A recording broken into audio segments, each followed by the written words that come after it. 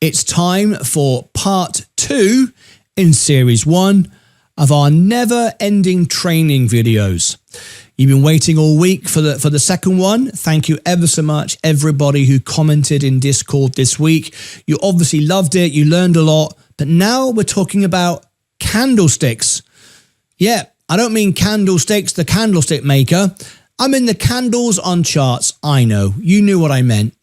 So we're now going to hand you over to Sensei. He's going to provide you series 1, episode 2, and we're talking candlesticks. And now it's time to buckle up and get ready. Don't forget, you can always find this video later by coming into this channel, clicking the pin at the top. It'll take you directly to the top of the channel. You'll find the video, and below the video, all the comments from everybody discussing and answering questions, including myself and Sensei, will be in there all week until part 3 next week. And now it's time to hand you over to the man himself. Here he is. It's Sensei.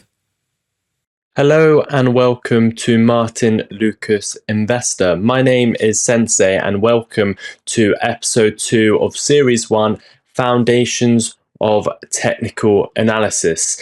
We are looking at candlesticks 101. So what is a candlestick?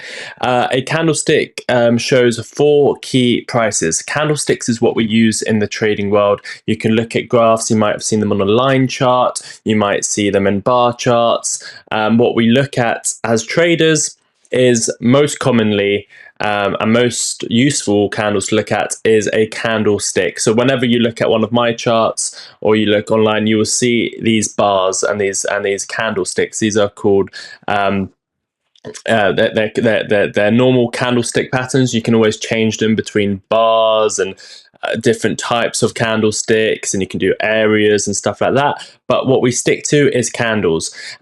And when you look at these candles, it depends what time frame you're looking at. Each of these candles don't always mean the same thing when you're looking at different things. For example, when you're looking at, and I apologize, let's move that up a little bit. For example, when you're looking at the daily time frame, each of these candles would mean something different. So when you're changing your chart to the 5-minute time frame or the 4-hour time frame, each candlestick changes. So for the 4-hour, for example, each candle represents 4 hours. If you're on the daily time frame, the most common one, the one I use the most, is each candle will represent a day. If you go over to the weekly candle to get a more long-term view of what's going on with something, each candle then will represent a week. Each candle is a week's worth of data. So if I go back to here, I'll explain to you exactly what each of these candlesticks means as well. So the body shows open to close range, the wicks show price extremes. So if it's a green candle, the price closed higher than it opened. If it's a red candle, price closed lower than it opened, depending on what time frame you're looking at. At 5 minutes, if your candle closed higher than the previous 5-minute candle, it will be green. A daily time frame, if the price closed higher than it closed on the previous time frame, the previous day, it will be green. So let me explain this a bit further. Let's go here to the next slide. So you can see these candlesticks. What do those wicks mean? You see those bits that aren't in body. So these parts up here, you can have a look at. These are the wicks. We call them the wicks. They're not part of the body. The highest point on that candle will show you the highest price within that time frame. Remember, that depends on what time frame you're looking at, the week, the day, the 5 minutes, whatever candlestick you're looking at, that wick at the top side will show you the highest price. If the candlestick is already closed, when you see that top part of the bar, that's the area it closed. Especially if it's in green, you will see this top part would be the close. The bottom part will be the open of the candlestick, where it opened in comparison to the previous candle, and that low is the lowest price within that time frame. So every candle is a battle. It's between who won, buyers or sellers. If the sellers won, it'll be a red candlestick. If the buyers won, then it'll be a green candlestick. And just showing you again on a chart of Bitcoin. For example, we are looking at the weekly time frame. Let's look at some of these candles down here. This one right here is a red candle. That means the sellers won the battle. This top part here is in reference to the previous one. So you can see the candle opened, it opened where the last candle closed. So that's how it continues. Remember, on crypto it's 24/7, so you won't see any gaps. If you're looking at stocks, you might not see it exactly open at those levels, because futures will come into place, and the futures price, once it opens on the daily candle, you might see a gap form. But on crypto, most often you'll see it continue very nicely. So the candle closed at 82,370. It obviously also opened at the same price. And then during this week, the price rose all the way up to 88,000, came all the way back down, and went as low as 77,000, but closed its week, and the week closes UTC on a Sunday at a specific time. And it closed its candle over here at 78,000. Then the next candle continues. So wherever that candle closed, you know it closed in the red, and you're going to take this lower part because it's a red candle, and that's where it opened. It closed, so it's red. You then go on to the next candle, and that's where the next candle opened, and it turned green. So it went all the way up here, and it closed over here, and then it continues. So it opened here, closed here, opened here, and those wicks show you the price extremes day to day, or week to week, or whatever time frame you're looking at. So that's what the candlestick is. So candles reveal market emotion, fear, greed, indecision, aggression. Long wicks, if you see those wicks we were talking about, the bits that aren't part of the bar, they can show rejection or volatility. Small bodies show indecision or balance. Large bodies show directional conviction, buyers / sellers are in control, whatever the body will be. Closing price is key. It shows who has control at the end. Is it going to be a green candle or a red candle? And what does that story, that each candle previously, what does that show? And that's what we're going to look at. So each of these candlesticks can have bullish or bearish implications. And this is one of the things we look at. Remember, at the end, you'll have a more holistic view of candlesticks, trends, Fibonacci's, indicators, and then you put them all together. I wouldn't suggest trading on just basically on only one of these candlesticks. You have to put a few things together. Although some people just trade based on candlesticks as well. Remember, nothing I say is financial advice. It's just my thoughts and opinions only, and I'm teaching you the art of trading. So, bullish candlesticks. You've got a few. You've got something called an inverted hammer or a hammer candle. So, a hammer appears after a downtrend and has a small body, a longer lower wick, and at least twice the body. At least twice the body. It shows sellers were dominant, but buyers push back the price up, especially strong if the next candle is bullish. Green hammers are more bullish than red ones. An inverted hammer also appears in after a downtrend, but has a longer wick. It shows buyers attempted to reverse momentum, but couldn't hold gains. It's weaker reversal sign and needs strong confirmation. So you've got two types of hammer candles. One is the inverted hammer. You can see it here. It's not as strong of a signal compared to the hammer candle. So you've got the inverted hammer here. It's a downtrend, and then there's a big fight going on. The buyers are trying to come in, the sellers come in, but then you end up holding it bullishly. The next candle's green, and then that could be a sign of a bottoming out structure. Remember, this is after a bearish move down. You get this inverted hammer, and then you move up. The one I more look at is the classic hammer candle. Downtrend, downtrend, downtrend. Big wick to downside. Sellers are coming in, sellers are coming in. Buyers come back in. They push the price back up, and they close it in the green. Doesn't necessarily have to be in the green. It might be slightly in the red, but you see a massive wick to downside, not much of a wick to the upside, and then the next candle is normally a bullish one, and that can show you a trend reversal. If we have a look maybe and see if we can find anything on a chart, so you can have a visual representation as well. We'll just use Bitcoin as an example, and we're looking for a bullish hammer. Here we go. You can look at it right here. As I said, it doesn't necessarily have to be very much in the green. But what you've got here is a downtrend, downtrend, downtrend. You see this candle over here, big wick towards the downside. Big wick towards the downside. Buyers came up and they closed it very much nearly in the green. What followed on was a big move towards the upside, and traders would have seen that big wick towards the upside. They would have seen the next bullish candle, and then the next day it was a 12% move up in one day, and that's what a bullish hammer can do. Again, that wasn't the end of the trend, but it did offer a trade. What you also have here is the same thing going on: downtrend, downtrend, downtrend, big wick towards the downside, and then you go up the next few days. Trying to see if there's one that forms a big reversal. Yep, right here. You see you've got a downtrend, downtrend, downtrend. You go here, you've got a big wick, double the size of the body, and then that formed a major, major reversal where you saw Bitcoin's price head from that bullish candlestick, 40,000, all the way up to 74,000, all because of people would have seen that from that bullish candlestick right there, the hammer candle. So that's the hammer candle, and very, very powerful. Normally you want to use it in conjunction with other things, but you can use it by itself as well. The piercing line. So the piercing line, you normally see this on stocks rather than crypto, because the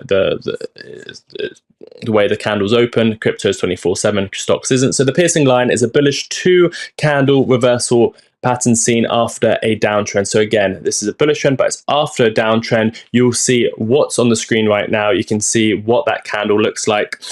That will form.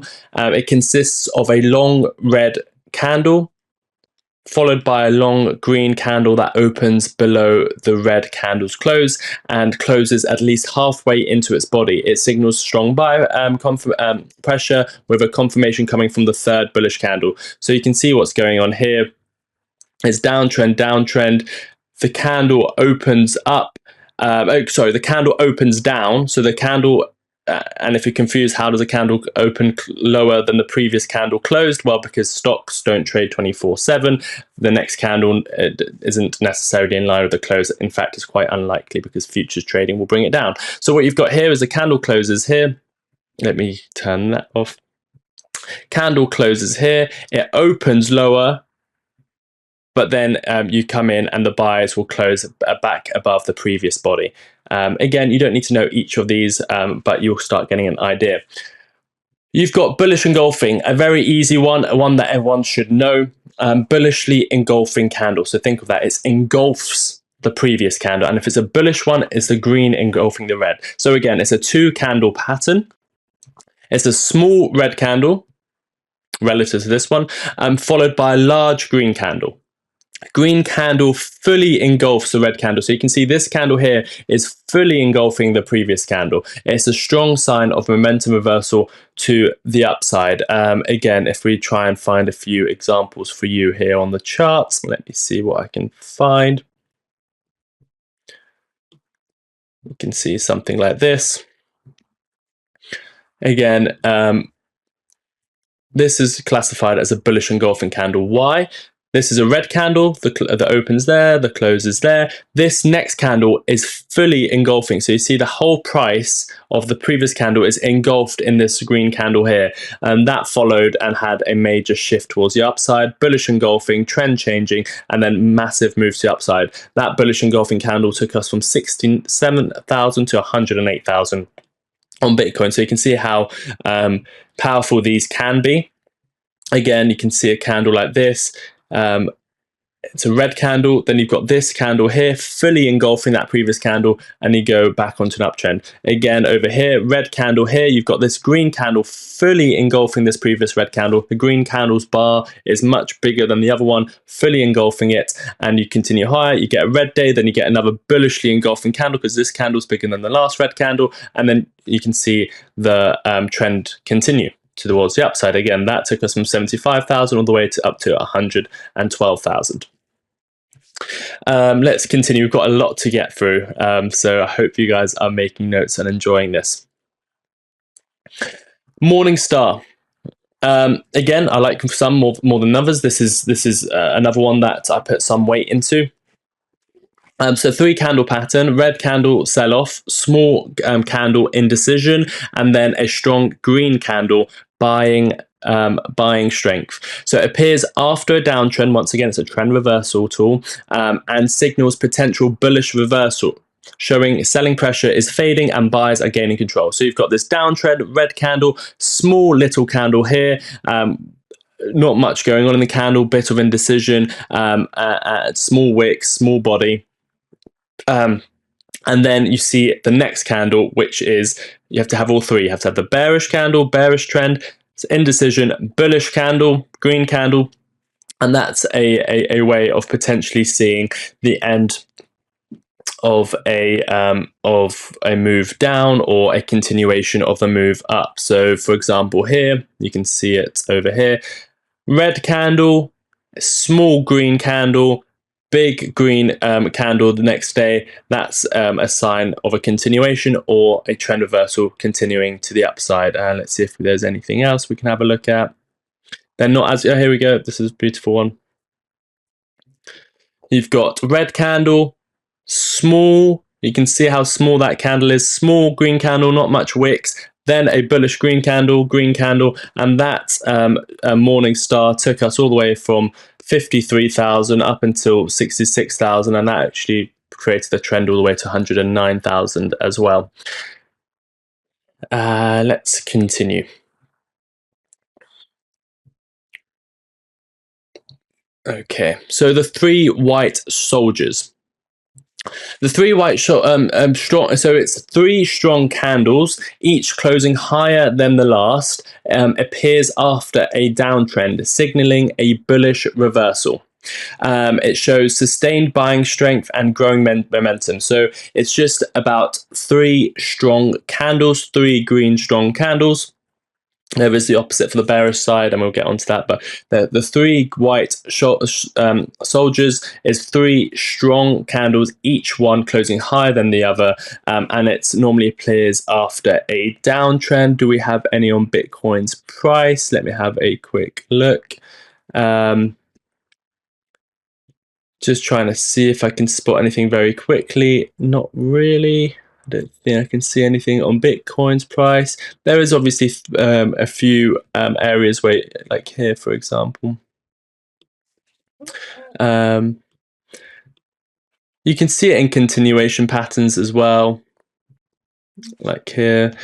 Where you can, it's a sign of strength. It can normally, after a reversal, you want to have a look at them, but even on an uptrend, you can see like 1, 2, 3 strong green candles, and that shows that the strength is there, and you can continue making new highs. Trying to see if there's anything else. Doesn't all have to be on one chart. You can see it's just strength. These are three. You can see three strong candles here, 1, 2, 3, and then that continued the momentum towards the upside. So again, it's not something I look out for. It's not one of the ones I look out for too much, but it does. In the back of my head, I do look out for it, because if I see three strong candles like that, I know the buyers are in control. So in the next episode, we're going to go through the 5 bearish signals as well.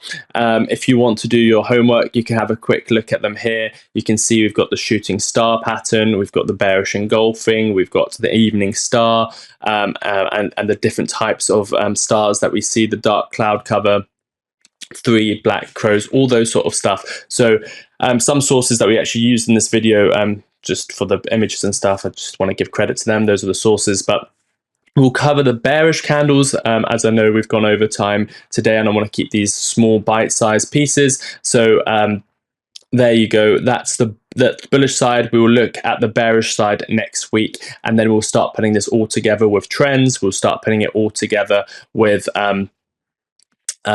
indicators, and then in real life scenarios. So I hope you're all enjoying the course. Let me know in the comments, in the Discord comments, what you guys thought of it. Was it too complicated? Was there enough content in the video?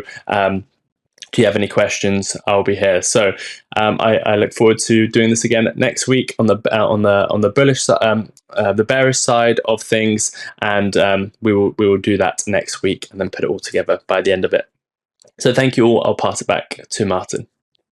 Thank you, Sensei. A great job as always.